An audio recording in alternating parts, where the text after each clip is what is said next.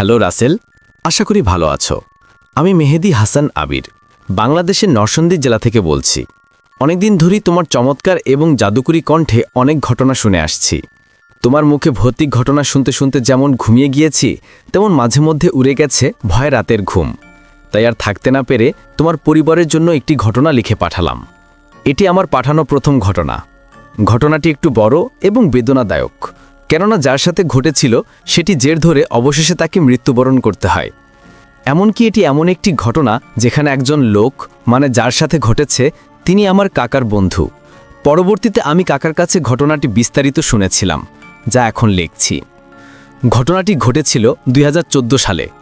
আমাদের গ্রাম থেকে বেশ কয়েকটি গ্রাম পরে মতিন কাকা বাস করতেন। তিনি তার স্ত্রী এবং 5 বছরের ছেলেকে নিয়ে বেশ শান্তিতে দিন কাটাচ্ছিলেন। গ্রামাঞ্চলে এখনও রাতের বেলা অনেকে টর্চ লাইট এবং কোচ ইত্যাদি নিয়ে মাছ শিকার করতে চায়, যাকে আমরা স্থানীয় ভাষায় আলো ধরা বলি। যারা জানেন না তাদের জন্য বলে রাখি, রাতের বেলা আমাদের গ্রামাঞ্চলে খালে, বিলে এবং হাওরে জলের মধ্যে মাছ ঘুমিয়ে থাকে এবং সেই সময় টর্চ লাইটের আলো ফেলে জাল কিংবা কোচ দিয়ে সহজেই মাছ শিকার করা যায়। এটিকে গ্রাম্য ভাষায় আলো ধরা বলা হয়। আর কোচ হচ্ছে মাছ ধরার জন্য তৈরি করা এক ধরনের জিনিস, যেটি দেখতে অনেকটা বর্ষার মতো। এটির মাথায় চিকন চিকন অনেকগুলি ধারালো ফলা লাগানো থাকে। এটি দিয়ে সহজেই মাছ শিকার করা যায়। যাই হোক, মূল ঘটনায় ফেরত আসি। এক রাতের কথা, মতিন কাকা এবং তার বন্ধু অমিত মাছ শিকার করার জন্য যাবেন বলে সিদ্ধান্ত নেন। পরের ঘটনাটুকু কাকার জবানিতেই বলি। দিনটি ছিল মঙ্গলবার। সে রাতে আমার স্ত্রী অনেক জোরাজুরি করেছিল মাছ শিকারে না যাওয়ার জন্য, কারণ গ্রামাঞ্চলে শনিবার এবং মঙ্গলবার দিন দুটিকে অশুভ বলে ধারণা করা হয়। তবুও রাত প্রায় 11টার দিকে আমি এবং আমার বন্ধু অমিত টর্চ লাইট, কোচ, ঠেলাজাল ইত্যাদি নিয়ে বেরিয়ে পড়ি মাছ শিকারে। ঘণ্টাখানেক চেষ্টা করেও আমরা সেদিন খুব বেশি একটা মাছ পাচ্ছিলাম না। মাছ কম পাওয়ায় অমিত বলল, মতিন, চল আজকে কালিয়ামার আমবাগানের দিক থেকে ঘুরে আসি, সেখানে ভালো মাছ পাওয়া যেতে পারে। কালিয়ামার আমবাগানের কাছাকাছি সুবিশাল এবং গভীর একটি ঝিল রয়েছে। উল্লেখ্য, এই স্থানটিতে একটি পুরনো কবরস্থান এবং সেখানে শত বছর পুরনো একটি আমবাগানও রয়েছে। আমি প্রথমে রাজি হইনি, কারণ জায়গাটিকে নিয়ে অনেক খারাপ ঘটনা প্রচলিত আছে। অমিতের জোরাজুরিতে শেষ পর্যন্ত আমরা সেখানে যাই। রাত তখন 12টার কাছাকাছি।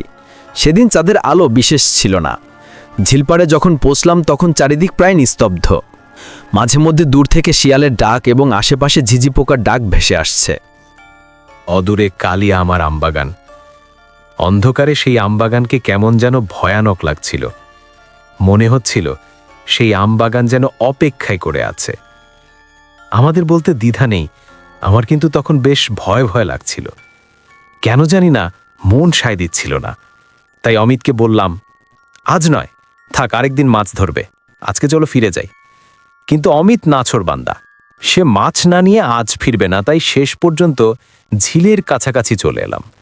সেখানে পৌঁছাতেই আমরা দেখি ঝিলের পানিতে অসংখ্য মাছ লাফালাফি করছে। অমিত তো খুশিতে গদগদ হয়ে বলল, দেখলি কত মাছ, তোর কথায় ফিরে গেলে এতগুলো মাছ হাতছাড়া হয়ে যেত।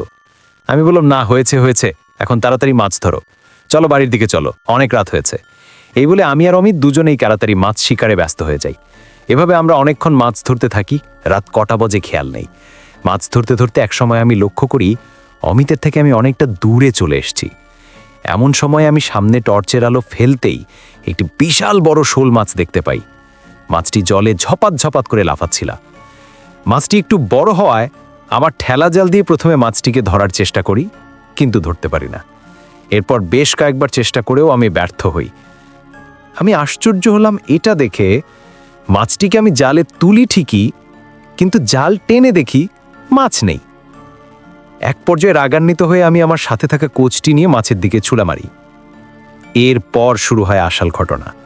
কোচটি মাছের গায়ে বেঁধে যাওয়ার সাথে সাথে মাছটি বিকট শব্দে চিৎকার করে ওঠে। সেই শব্দ এত তীব্র এবং এত ভয়ানক যে আমি সারা জীবনে এরকম কোনো শব্দ শুনিনি।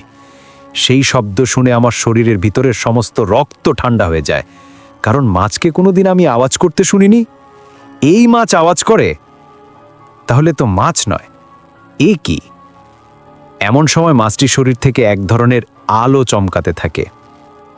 এটা দেখে আমি ভয়ে আত্মচিৎকার দিয়ে উঠি। আমার চিৎকার এবং আশেপাশের শব্দ শুনে দূর থেকে অমিত তাড়াতাড়ি ছুটে আসে। সেও ভয় পেয়ে যায় বলে, মতিন রে, এটা কি? আমার মুখ দিয়ে কোনো কথা বেরোচ্ছিল না।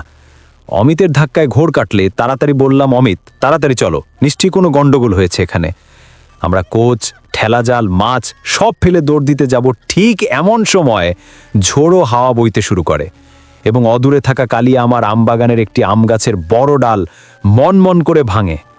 পাশাপাশি বাতাসের তীব্রতা এত ছিল যে আমরা সামনে এগুতে পারছিলাম না। এর ওপরে আবার পানিতেও তোলপাড় শুরু হয়ে গেছে।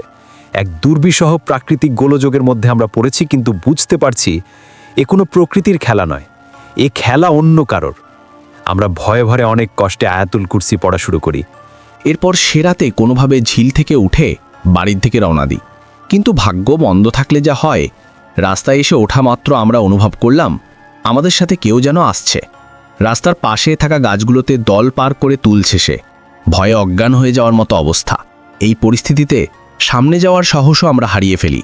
অনেক কষ্টে কাছাকাছি একটি মসজিদে আমরা আশ্রয় নিই।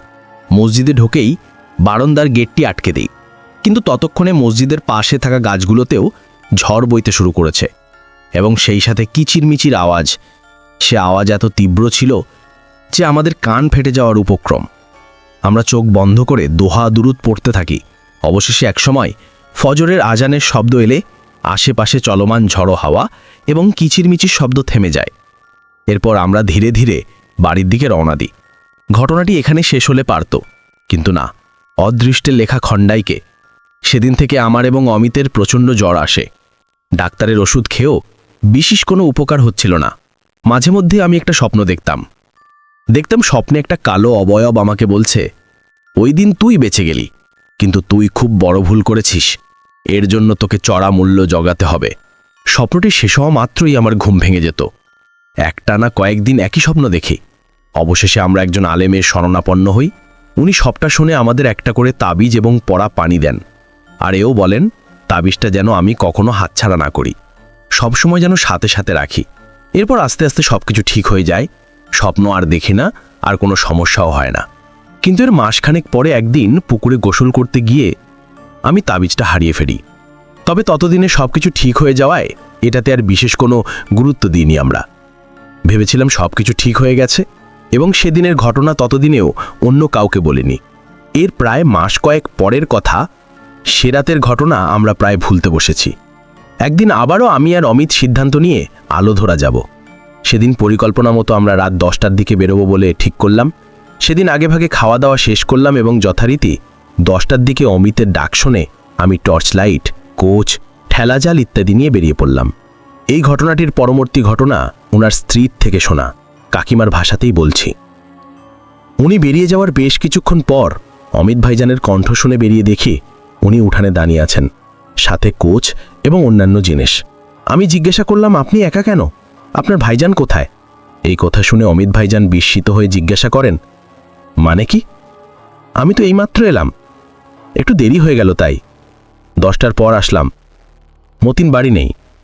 এই কথা শুনে আমি ভয় এবং বিস্ময়ে চিৎকার দিয়ে উঠানে বসে পড়ি, কারণ আমার সামনে উনি অমিতের সাথে বেরিয়েছিলেন। অমিত যদি এখন এসে থাকে, তাহলে যার সাথে উনি গেল সে কে? আমার চিৎকার শুনে আশেপাশের বাড়ি থেকে লোকজন ছুটে এলে আমি সবাইকে ঘটনা বলি। অমঙ্গলকর কিছু টের পেয়ে অমিত কাকা তখনই লোকজন নিয়ে বেরিয়ে পড়েন ওনাকে খুঁজতে। এর পরেরটুকু বলেছিলেন অমিত কাকা। তার বলার ধরনটা ছিল এরকম, আমরা প্রায় সারা গ্রাম তন্ন করেও মতিনের কোনো খোঁজ পেলাম না। গ্রামের খাল বিল সব জায়গায় খুঁজলাম, কিন্তু মতিনের কোনো দেখা নেই। তখন আমার মনে একটা ভয় উকি দিল। আমি তখন সবাইকে নিয়ে খালি আমার আমবাগানের দিকে রওনা হলাম। সেখানে পৌঁছে যা দেখলাম তা মনে হলে আজও আমার শরীরের লোম খাড়া হয়ে ওঠে। আমরা ঝিলের দিকে পৌঁছে গেছি। মতিন একবার ঝিলে, আরেকবার ঝিল থেকে আমবাগানের দিকে দৌড়াদৌড়ি করছে। মতিন এত দ্রুত দৌড়াচ্ছিল যে মনে হচ্ছিল সে যেন বাতাসের উপর ভর করে করে উড়ে যাচ্ছে, এবং মতিনের সাথে কালো একটা অবয়ব দৌড়াদৌড়ি করছে।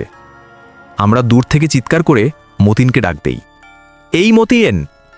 আমার ডাক শুনে মতিন এক দৌড়ে সেই ঝিলের পানিতে লাফিয়ে পড়ে এবং কালো অবয়বটা অনবরত তাকে ঝিলের পানিতে চুবাতে থাকে। আমরা দ্রুত সেখানে দৌড়ে গিয়ে দেখি ঝিলের পানিতে কেউ নেই। সেদিন সারা রাত ঝিলের পানিতে খুঁজেও মতিনকে আর পাওয়া যায়নি।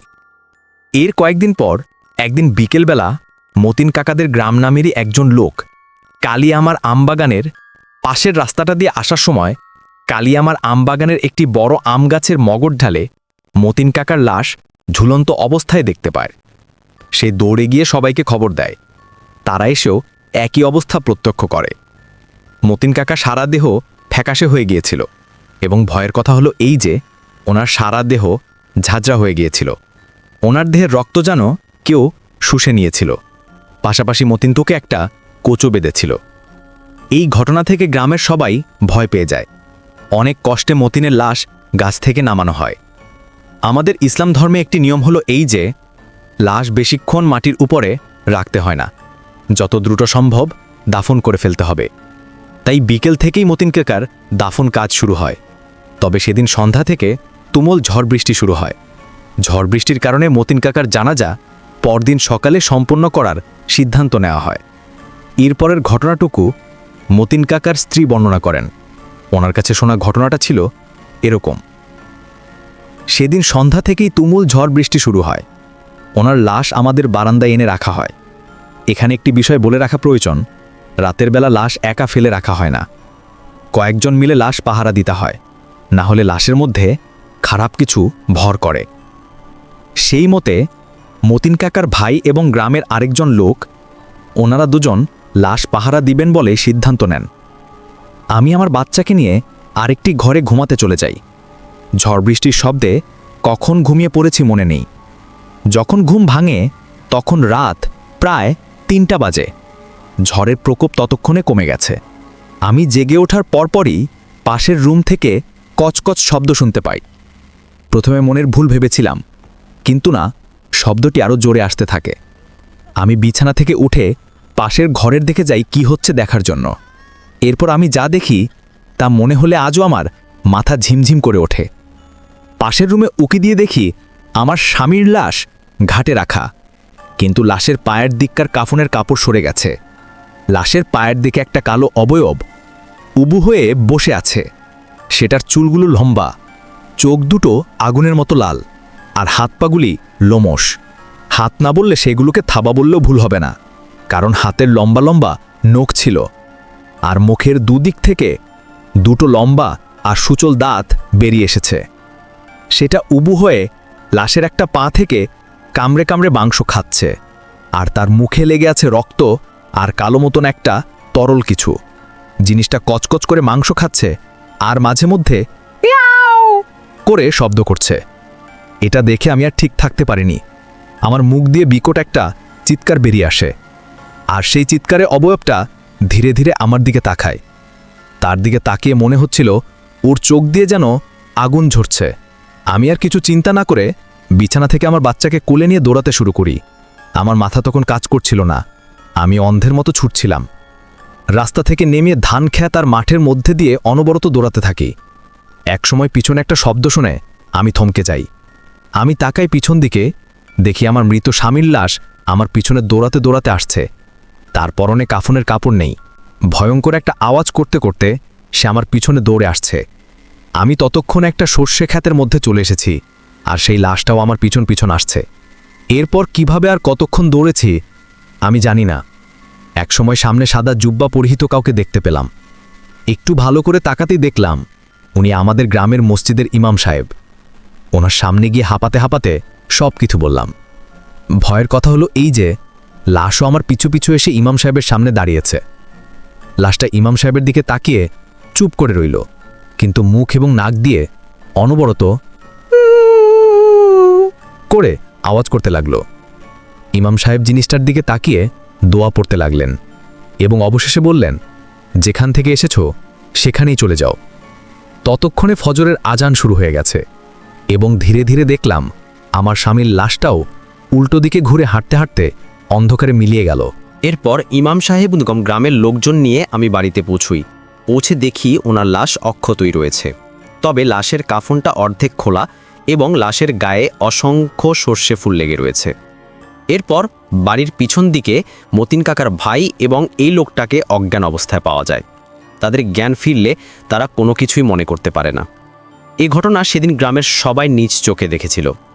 এরপর সবাই মিলে মতিন কাকার জানাজা শেষ করে ওনার দাফন কাজ সম্পূর্ণ করেন। পরবর্তীতে ইমাম সাহেবের থেকে জানা যায় কয়েক মাস আগে মতিন কাকা আলো ধরাতে গিয়ে একটি বড় মাছকে কোচবিদ্ধ করেন। সে মাছটি মূলত একটি জিন ছিল যে ওই দিন কালিয়ামার আমবাগান থেকে নেমে পানিতে এসেছিল। মতিন কাকার কাজে জিনটি খুব রেগে যায় এবং মতিন কাকাকে নিয়ে যাওয়ার সিদ্ধান্ত নেয়।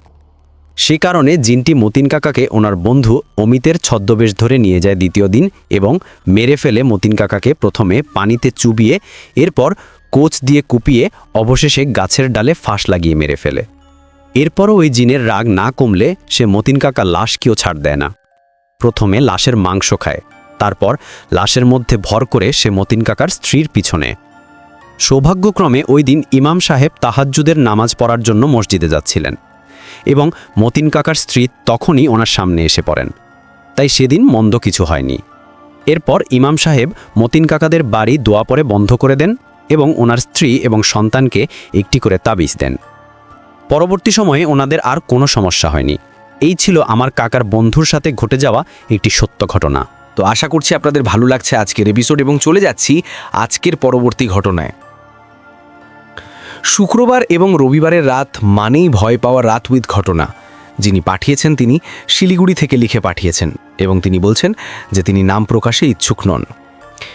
হ্যালো দাদা, কেমন আছো? আশা করছি সব ভালো। আমি আমার নাম প্রকাশে ইচ্ছুক নই। আমি শিলিগুড়ি থেকে তোমায় ঘটনাটি লিখছি। ভালো লাগলে তুমি তোমার শ্রোতাদের ঘটনাটি শুনিও। আমি অনেক দিন ধরে প্রেত কথা শুনি। পার্সোনালি আমি ভূত, আত্মা এগুলো সব খুব ভয় পাই, কিন্তু তোমার কণ্ঠে ভূতের সত্য ঘটনাগুলি শুনতে আমার খুব ভালো লাগে। আমি আজ যে ঘটনাটি লিখছি সেটা জানি না কতটা ভয়ানক বা কতটা ভৌতিক, তোমার শ্রোতাদের ঠিক কতটা ভালো লাগবে বা অবাক করবে, কিন্তু আমার কাছে ঘটনাটি ভয়ের থেকেও বেশি বিস্ময়ের। এবার আসল ঘটনাটাতে আসি। সাল তখন 2021-এর অগাস্ট মাস। আমাদের ঠিক একটা বাড়ির পরেই রিনিদি, নামটি অবশ্যই পরিবর্তিত।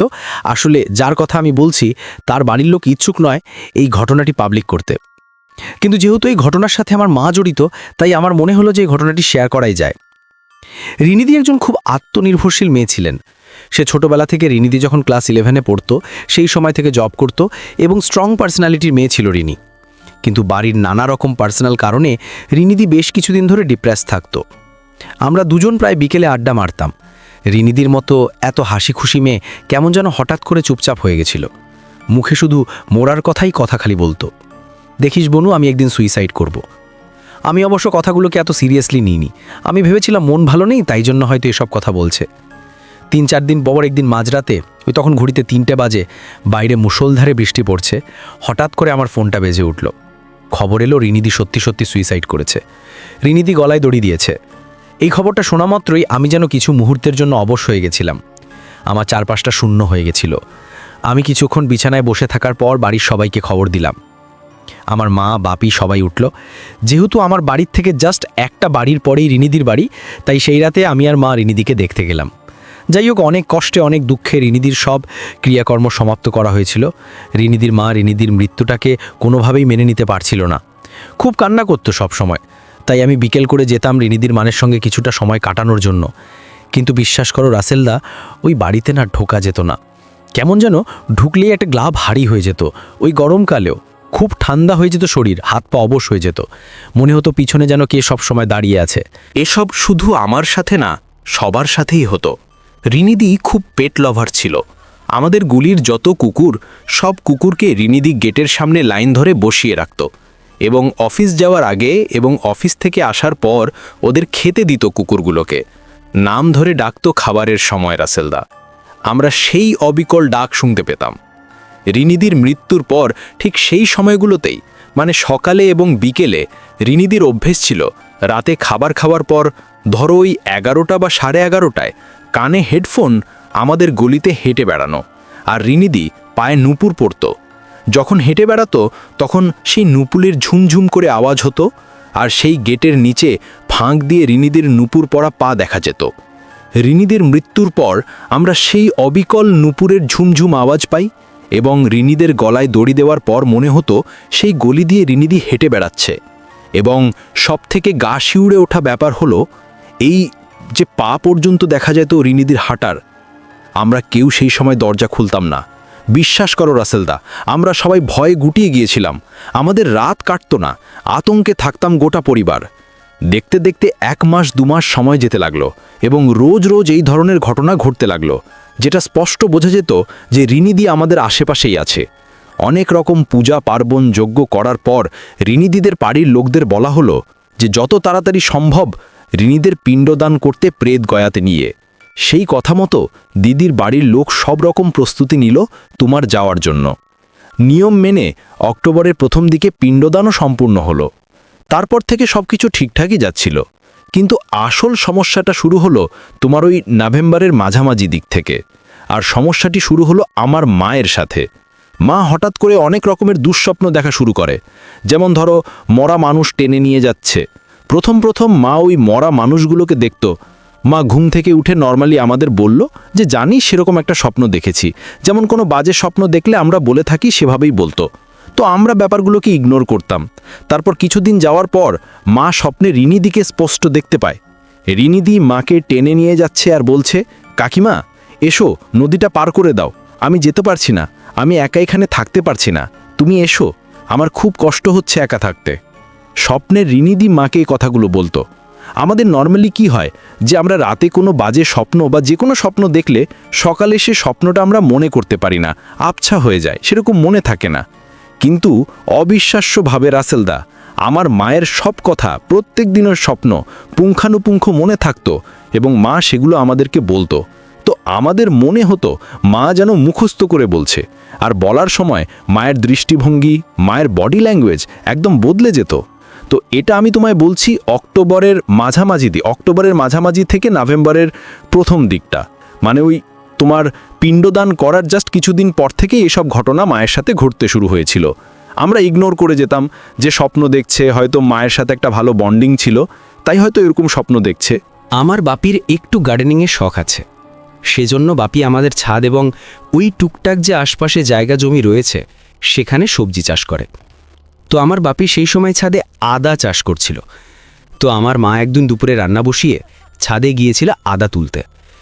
হুট করে আমার কানে আওয়াজ আসলো যে মিষ্টু মিষ্টু, আমার বাড়ির নাম বলছে, যে মিষ্টু তোর মা ছাদ থেকে পড়ে গিয়েছে, তুই তাড়াতাড়ি আয়। আমি সেটা শোনা মাত্রই ঘর থেকে দৌড়ে বাইরে যাই এবং বাইরে গিয়ে দেখি আমার মা পড়ে আছে। আমার মায়ের কোনো সেন্স নেই। মাকে কোনোভাবে উঠিয়ে হসপিটালে নিয়ে যাওয়া হয় এবং ভগবানের অশেষ কৃপায় মায়ের সেই রকম বড় কিছু হয়নি। সামান্য কিছু ফ্র্যাকচার হয়েছিল হাতে, কিন্তু তা তো বড় কিছু হয়নি। এবং তোমাকে আমাদের বাড়ির একটু বর্ণনা দিই। আমাদের বাড়ির ঠিক পেছনে আরও একটা বাড়ি তৈরি হচ্ছিল সেই সময়। আমাদের ছাদ থেকে সেই বাড়ির ছাদ জাস্ট 2 হাতে দূরে। আর ওই বাড়িতে ছাদ দেওয়া হবে, মানে তোমার ওই ছাদ দেওয়ার আগে যে পিলার রড ওই সব বসানো হয় না, সেসব জাস্ট বসানো হয়ে যায়। তুমি বিশ্বাস করবে না, আমার মা যেভাবে পড়েছিল তাতে মায়ের বাঁচার কোনো কথাই নয়। একটুখানি যদি সরে পড়তো তাহলে সেই রড মায়ের মাথার ভেতর ঢুকে যেত। মা যখন পড়েছিল তখন মনে হচ্ছিল মাকে যেন আলতো করে সেখানে শুইয়ে রাখা হয়েছে। এটি ভগবানের আশীর্বাদ ছাড়া কোনোভাবেই হওয়া সম্ভব ছিল না। যাই হোক, মা হসপিটাল থেকে বাড়ি ফেরার পর খুব আতঙ্কে ছিল। মায়ের জ্বর এসছিল, অনেক ওষুধ, অনেক ডক্টর দেখানো হলো, কিন্তু মায়ের জ্বর কমছে না। আর সেই বাজে বাজে স্বপ্ন, মা ঘুমোতে পারত না। আমার মা দিন দিন আরও অসুস্থ হয়ে পড়ছিল। তারপর আমাদের এখানকারই, মানে আমাদের পাড়ারই একজন আমাদেরকে বলল যে আমাদের পাড়ায় একজন তান্ত্রিক আছে, ওনাকে সব কথা বলতে। বাপ মাকে নিয়ে তান্ত্রিকের কাছে যেতে। মা যেহেতু খুব অসুস্থ ছিল, তাই মাকে নিয়ে যাওয়াটা সম্ভব হচ্ছিল না। তাই জন্য আমি, আমার বাবা এবং দিদিকে নিয়ে যাই সেই তান্ত্রিকের কাছে। ওনাকে সব ঘটনা খুলে বলি, যে মায়ের এরকম বাজে স্বপ্ন দেখা থেকে শুরু করে মায়ের পড়ে যাওয়া পর্যন্ত সমস্ত কিছু খুলে বলি। সেই তান্ত্রিক আমাদের একটি জল পোড়া দেয় এবং 1 মুঠ লাল কাপড়ের মধ্যে আরও কিছু একটা দিয়ে বলেছিল যে এর ভেতর কিছু চাল আছে। তো সেই চাল মায়ের যে বালিশ আছে সেই বালিশের নিচে 1 সপ্তাহ মতো রাখতে এবং 1 সপ্তাহ পর ওনার কাছে আবার যেতে। তো সেই চাল রাখার পর আমার মা অনেকটা সুস্থ হয় এবং ওই যে বাজে স্বপ্নটা দেখা সেটাও ধীরে ধীরে বন্ধ হয়। 1 সপ্তাহ পর আমি যখন ওনার কাছে যাই এবং ওনাকে বলি যে মা এখন সুস্থ আছে, তিনি তখন বললেন যে রিনিদি আমার মায়ের আশেপাশে ছিল। মানে সেই প্রেত গোয়াতে পিণ্ডদান করার পরও রিনিদির আত্মা আমার মায়ের আশেপাশেই ছিল। কারণ আমার মা রিনিদিকে নিয়ে এত ভাবত, এত মনে করত যে আমার মাকে ছেড়ে রিনিদি যেতে চাইছিল না, আমার মাকে সাথে করেই নিয়ে যেতে চাইছিল। এসব কথা আমি বাড়িতে এসে মাকে বলি। তখন মা আমাকে বলল যে মা যখন বিকেলবেলা ছাদে উঠত কাপড় তোলার জন্য, তখন নাকি মা অনুভব করত যে কেউ মায়ের আশেপাশে আছে, শরীর ঠান্ডা হয়ে যেত। মা সেই গেটের সামনে রিনিদিকে দেখতে পেত যে সে পুকুরগুলোকে খাবার দিচ্ছে। আমি যেহেতু খুব ভীতু, খুব ভয় পাবো, তাই জন্য মা এসব আমাকে বলেনি। তারপর আমরা বাড়িতে পুজো পাঠ করি, আমাদের বাড়ি বন্ধন করি এবং একজনকে ডেকে আরও অনেক যজ্ঞ সমস্ত কিছু করা হয় এবং বুঝতে পারি যে অশুভ শক্তি যেমন থাকে, শুভ শক্তি আমাদের চারপাশে থাকে। তাই সেদিন কোনো শুভ শক্তির জন্য ভগবানের আশীর্বাদে আমার মা বেঁচে ফিরেছে। তো এই ছিল আমার মায়ের সাথে ঘটে যাওয়া ঘটনা। জানি না কেমন লাগলো, আশা করছি ভালো লেগেছে। ভালো লাগলে তোমার শ্রোতাদের পড়ে শুনিও। শুক্রবার এবং রবিবারের রাত মানেই